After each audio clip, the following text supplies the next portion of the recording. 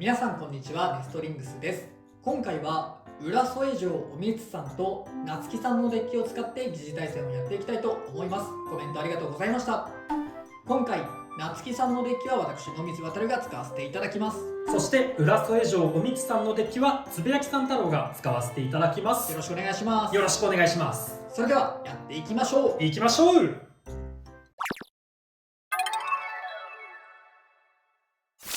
お互いのファーストデイ、せーの、じゃん。ジフォイドエクスカリバーオーバーハイチャージダッシュ1。プロミネンスベリアルムーンベアリングドリフト6。ファーストバトルレディーセット3、2、1、ゴー。おお、マジオーバーフィニッシュ。プロミネンスベリアルに2ポイント。いやー、なんか何故今回カウンターめっちゃ決まるなって感じですね。そうね。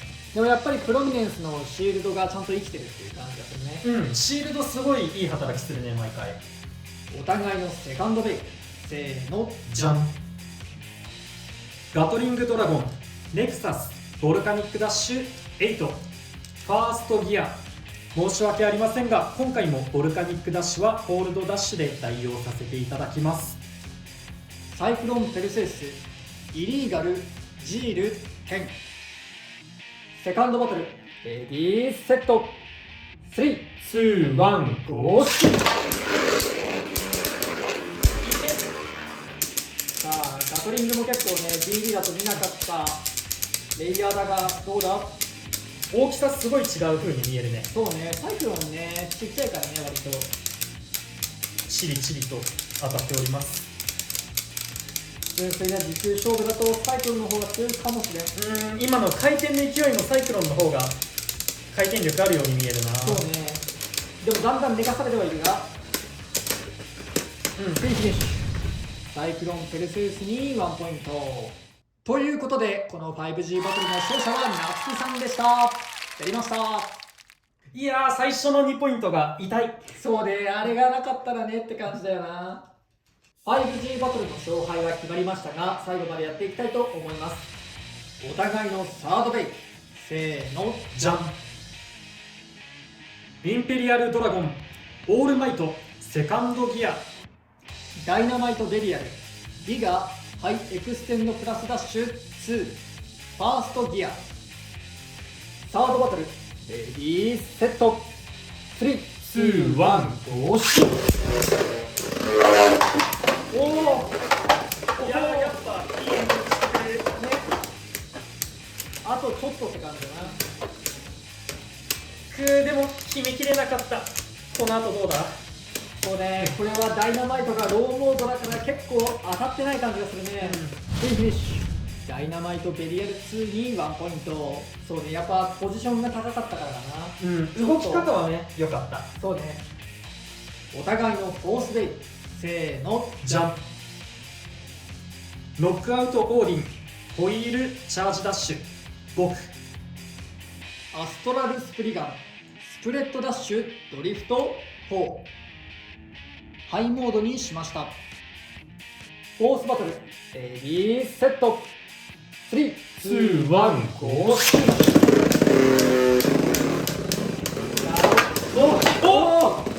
い当たりはしてくれたけれど。ノックアウトで小粒の割にめちゃめちゃ攻撃力高いからね、できるだけ接触したくないんだよね。相手浮いてたもんな、今。ね、だから序盤真ん中に行くようにしたが、さあ最後の送りはさすがにこっちドリフトだからどうだ。フィニッシュ。アストラルスプリガンに1ポイント。いやーでもマジで今の危なかったな。めっちゃずれてるしすごい攻撃力高かったもんな。お互いのフィフスベイ、せーの、じゃん。バーストハローキティイリーガルデストロイダッシュ0。ウィンドエクスカリバーオーバーメタルベアリングドリフト0。メタルベアリングドリフトは結局当てることできなかったので、ベアリングドリフトで代用させていただきます。当たんなかった。右回転にしました。フフィフスバトルレディーセット3、2、1、ゴーシュ。さあ高回転勝負、バーストも攻撃力が高いからな。いけ。惜しい。でもなんか下からだいぶ疲れて、どうだこれ。いやバースト同回転強いからな、ちょっと厳しいかも。エクスカリバーのどうすか。剣が出てる音がする。剣が出てる音が。ナイス。フィニッシュ。バーストハロッキーに1ポイント。やったー。剣は出てなかったけどだいぶブレちゃったね。はい、ということで今回は浦添城おみつさんと夏木さんのデッキを使って疑似対戦をやってきました。いかがだったでしょうか。いや今回もね、もうずっと言ってるけどこうバチバチしていいバトルができたんじゃないかなと思います。特にやっぱノックアウトはそうだね。いやすごいね、ちっちゃいんだよ。持つとねめちゃめちゃ感じる。この小型の体でいいパワーを秘めてました。もう相手のベイが浮いてたからね、ぶつかった瞬間に。すごい攻撃力だもんね。でもノックアウトもね、前のジャッジメントもそうだけどかなり前のねGT シリーズのベイだけど、なんかまだまだこのスタジアムならやれるなっていう感じがしたね。すごいパワフルだった。そして僕の方はこのプロミネンスがねやっぱりかなりいい仕事をしてくれたかなと思います。なんか本当にね今日通してプロミネンスこのスタジアムで対アタック強くねえかって思ってた。シールドがすごい働くよね。なんか DB スタンダードタイプだとそこまでシールドのおかげでいなしてるみたいなの、数回はあるけどさ、なんか毎回そんな感じでもなかったかなって思ってたんだよ。今日毎回だもんね。毎回ちゃんといなしてるって感じがするね。でちゃんとねその巻き菱としても相手に妨害をしてくれてちゃんと作用してくれるし、あんまりねスタジアムの外に出てかないし、そう中にちゃんと残って、で相手のばっかにぶつかってスタミナ削ってくんだよね。そうね、このスタジアム結構中央に落ち着きやすいっていうところもあるからさ、それもあってかプロミネンスのその邪魔にならないところにシールドが行くってのはあるかもしれないね。シールドももちろんなんだけど、シールド外れた後の素の状態で謎のオーバー叩き出されたのがマジであれ分かんなかったちょっとあれもカウンターチックではあったけど、プロミネンスってさシールド外すと結構引っかかりがあるっちゃあるような形状してるから、ここで引っ掛けたのかもしんないね。この薄い刃で吹っ飛ばされたからな、1戦目のジフォイドエクスカリバーがね、しっかり吹っ飛ばされたって感じしちゃったよね。いやでもなんかこのスタジアムのプロミネンスめっちゃ面白いなって思ってるね。すごい優秀だし、見てても楽しいよね。楽しいね、やっぱりこれはなんかいろいろバラバックからね。いやでもやっぱ今回通して感じたのは序盤の2ポイントがめっちゃ痛いなって思ったね。それなんだよな。DB スタンダードだとさ結構こうなかなかオーバー取れなかったりバーストも取れないからさ、序盤に2ポイントってなかなかないじゃんね。たまにあるけど、でも今回結構なヒントで序盤に2ポイント取られるみたいなの今回のその疑似対戦全部通してあったような気がして。あったね。しかもそれ結構こっち側なんだよな。俺の方が割とアタックタイプ使ってるんだけど逆に飛ばされちゃうっていうのが1戦目が特に多く感じたな。そうだね。だからかさやっぱり序盤にギルティとかそういう2ポイント取れそうなベイを採用してる人は結構多いなと思った。エクスカリバーもそうだし、で逆に守る人は1戦目2戦目は結構手堅く飛びづらいやつを選んでるっていうのも感じたね。今回のプロミネンスもそうだけど、なんかちょっと懐かしい感じがしたね。スパーキングとかのその序盤の頃、まだこのスタジアムでスパーキングシリーズやってた時にレイジとかさ、当時インペリアルとかもまだ流行ってたんだけど、あれが1期目にあって、で2期目3期目がどっちかっていうと持久タイプで抑えに行くっていう感じで、1期目で2ポイント3期目で1ポイント取って勝ちに行くみたいなのが、そうやってみればこのスタジアムでは主流とは言わないけど結構ありがちな戦法だったなっていうのを思い出したね。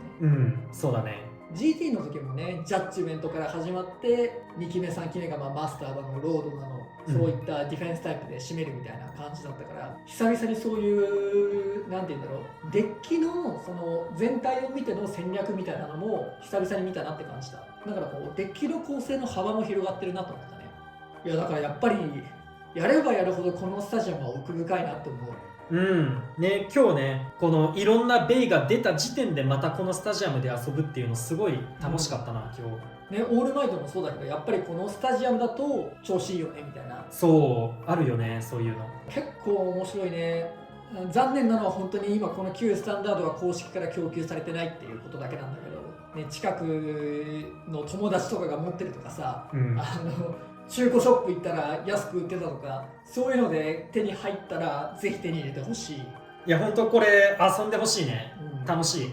それにね、今回疑似対戦に応募してくれた人のいろんな人のデッキもさ、うん全然知らないやつとかそう久々に触るパーツとかはね結構あって面白かったね。そういうのでもちゃんと活躍できるからさ、うん今日これ見たらさ、ジャッジメントとノックアウト全然平気で今の環境でも戦えるようなペイに見えるじゃん。そうそうそうそうでジャッジメントは実際にウィンドウぶっ倒して、うんノックアウトもね、あんだけベイを弾き飛ばしてるからワンチャン全然取れるもん。ダイナマイトにもきっと勝てるよ。うんだからさ、こっちの方がいろんなベイの可能性も多いなって思っちゃったね。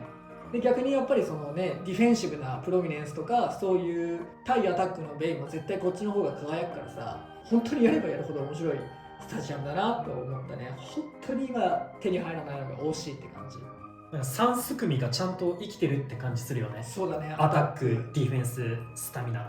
いやだから本当に面白い。うん言葉がどんどん減っていくんだけど、それに尽きるね。それに尽きるね。面白い。だからぜひ、持ってる人は遊んでほしいし、持ってない人は友達とかね、近くのリサイクルショップとか行ったらもしかしたらあるかもしれないから、そういうとこ探してみるとかで遊んでみてほしいなとは思います。でももちろんね、ベイブレード自体はその DB スタンダードには DB スタンダードのちょっと面白さみたいなのもあるし、ダッシュベイスタジアムとかね、他のスタジアムも全然遊べるので、ぜひね、自分の気に入ったスタジアムで遊んでみるってのも面白いと思うし、なんかもういっそね、スタジアム3個ぐらい用意して 5G のたびにそのスタジアム変えるっていうのもいいかもしれんね。なんか3個ぐらい用意してさ、ファーストバトルはこれ、セカンドバトルはじゃあ俺負けたから選んでいいって言って、ああ、いいね。じゃあ DB 選ぶわみたいな、でも面白いと思う。ありあり。アタック、お前のデッキアタックばっかだからな、じゃあ旧スタンダード避けてDB でいくわみたいなのもありだと思う。荷物運ばなきゃいけないっていう場合はね、家でやんないんだったらちょっとスタジアム運ぶの大変だけどそうね。それはそれで楽しいかもなとは思ったね。ということで、この動画が良かったらグッドボタンとチャンネル登録よろしくお願いします。それではまた次の動画でお会いいたしましょう。バイバイ。バイバーイ。